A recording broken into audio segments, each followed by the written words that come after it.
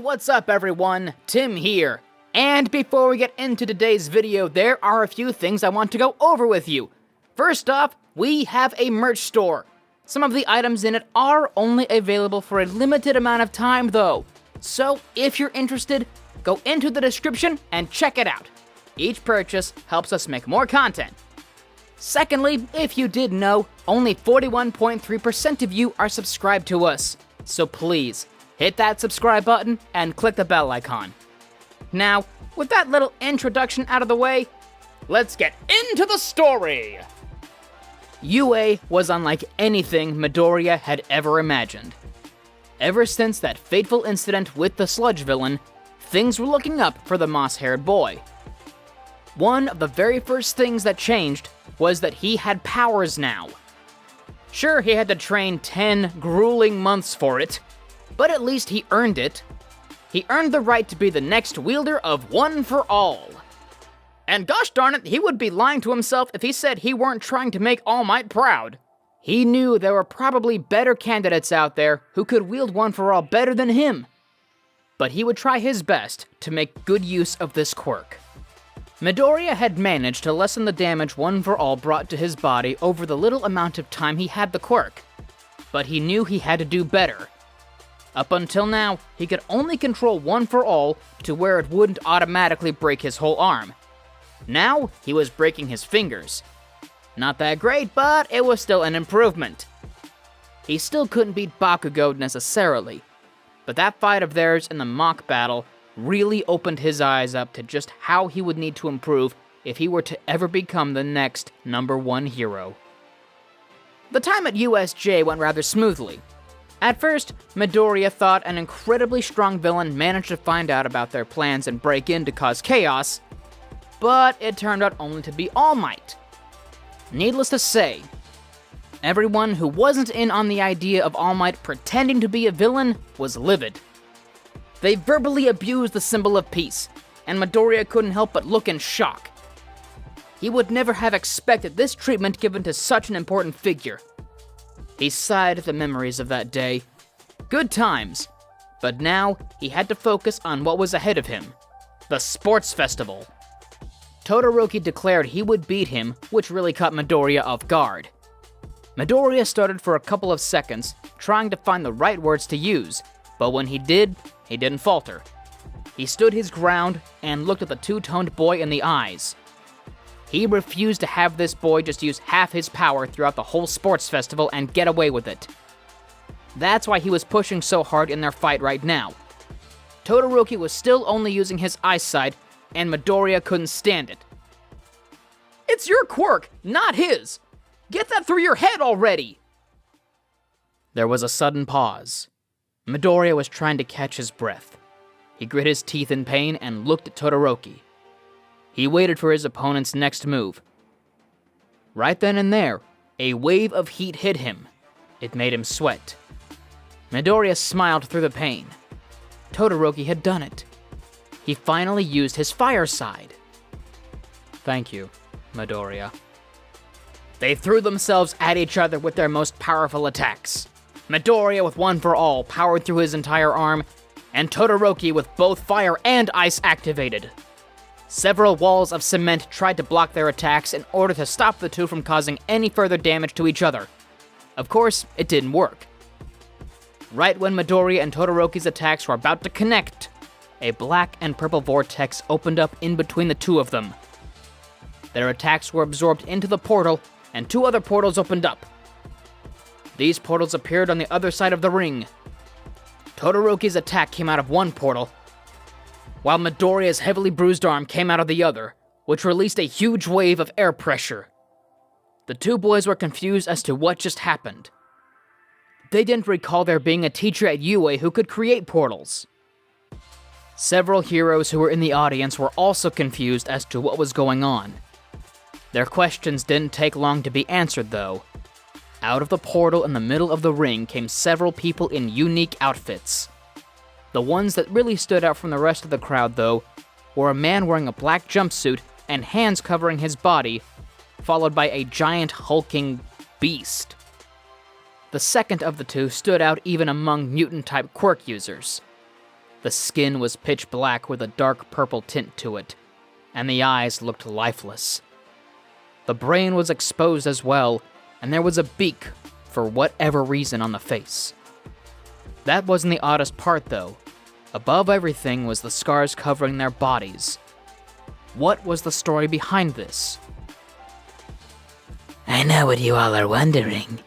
Who are these strange individuals who just interrupted this fight?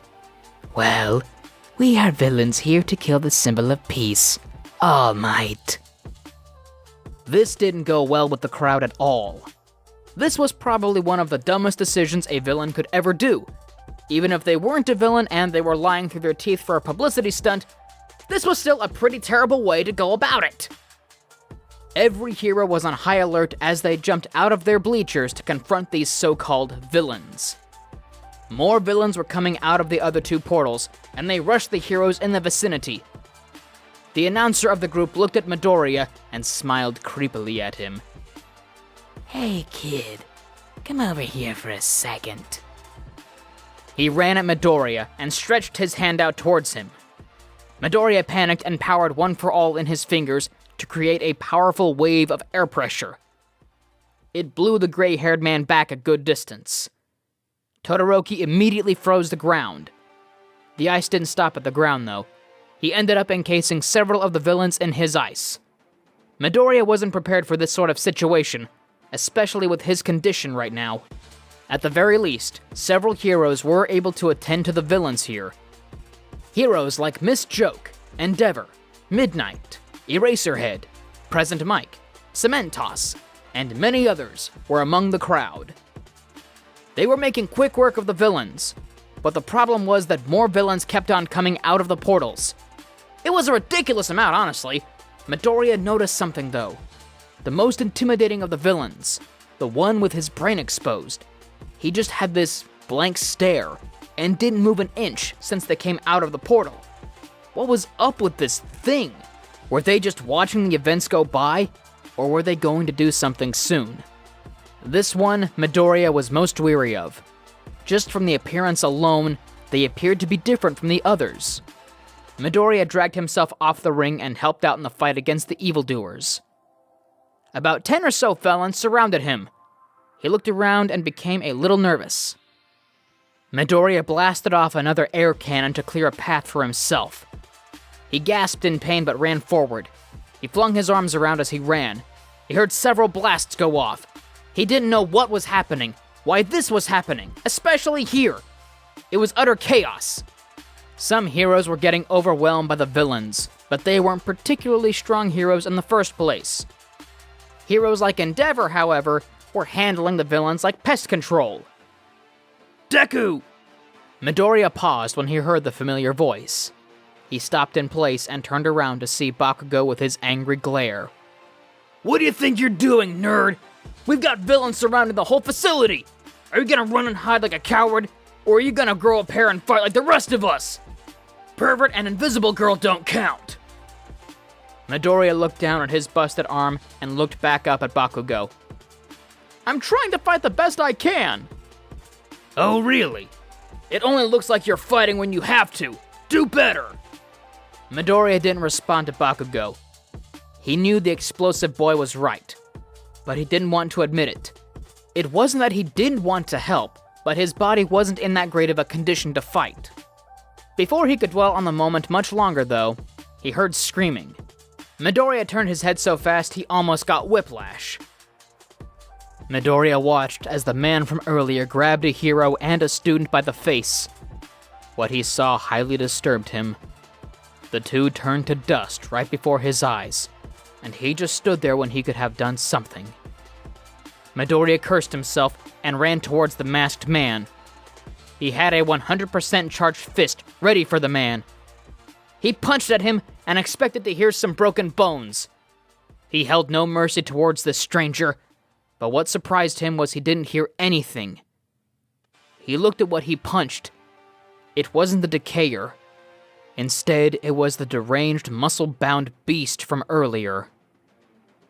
This thing had protected the one with the hands. Midoriya was confused as this thing didn't take any damage. They barely even budged. The one in all black laughed at Midoriya. This right here is our key to blowing out the candles for the #1 hero. This is what we call a Nomu. Yeah, I know, not really that creative of a name, but it gets the job done. It was specifically designed to kill All Might. Midoriya's eyes widened. That was impossible. Something designed to kill All Might? He thought back to All Might's injury, though. He feared the worst for his mentor. If the Nomu could take advantage of that weakness, it would be over for the heroes. Midoriya wouldn't let that happen. He tried to fight the Nomu, but none of his punches seemed to have any effect on the creature. It tanked 5 100% smashes, and it still held that devilish grin on its face. Nomu grabbed Midoriya's arm when he tried to throw a 6th punch. It was the broken arm, too. Midoriya winced in pain. Nomu picked Midoriya up by the arm and raised the bushy-haired boy up to eye level. Midoriya gulped. He feared what his opponent would do to him. Get away from him! A massive explosion was launched at Nomu. It didn't faze them at all, though. Ice covered half of the Nomu's body, which happened to be holding Midoriya's arm.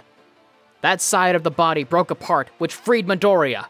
He looked over at Todoroki, who was panting. He gave the two-toned boy a thumbs up. Todoroki reciprocated. Bakugo quickly noticed that the Nomu was seemingly regenerating, though. He immediately called it out, and Todoroki went right to it. He sent flames at the open side of the Nomu, effectively cauterizing its wounds, which wouldn't allow for them to regenerate. Or at the very least, regenerate as fast as they could have. The Nomu let out a gut-wrenching scream. It made everyone stop fighting for a moment. During the momentary distraction, though, Snipe decided to step in and shoot the supposed mastermind behind the whole operation, in the limbs. The gray-haired man went down, bleeding, and they scratched their neck in frustration. Sirens were soon going off, but they weren't regular sirens. They were police sirens. Police officers arrived at the scene and arrested the already subdued villains. Those who weren't already taken care of by the heroes were handled by the police. The police had special handcuffs that were able to prevent anyone from using their quirks.